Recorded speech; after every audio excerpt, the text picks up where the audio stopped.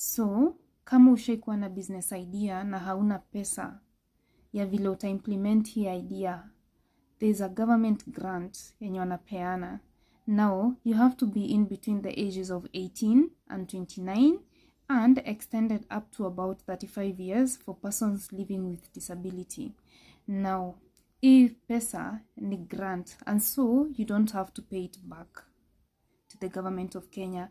The aim of this initiative ni kusaidia youths wa Kenya kujisimamia, and so it's curbing the situation of unemployment in the country.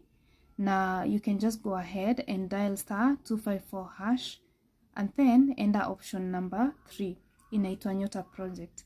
Now Kindiki alikuwa amesema that hiyo pesa itakuwa disbursed in the next few weeks. So you can just go ahead uangalie kama you qualified for it, na probably kama hauja qualify for the same, you can try again next year.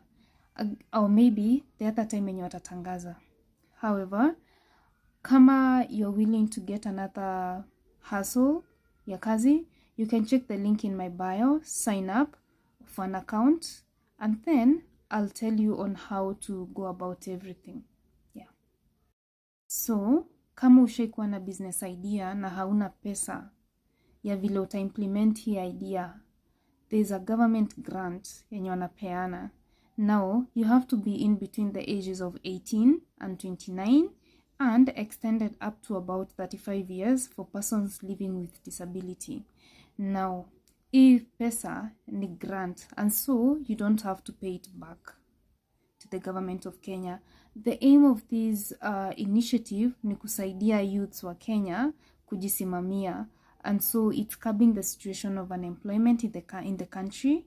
Now you can just go ahead and dial *254# and then enter option number 3. Inaitwa Nyota Project. Now Kindiki alikuwa amesema that hiyo pesa itakuwa disbursed in the next few weeks. So you can just go ahead uangalie kama you qualified for it, na probably kama hauja qualify for the same, you can try again next year. Or maybe the other time yenye watatangaza.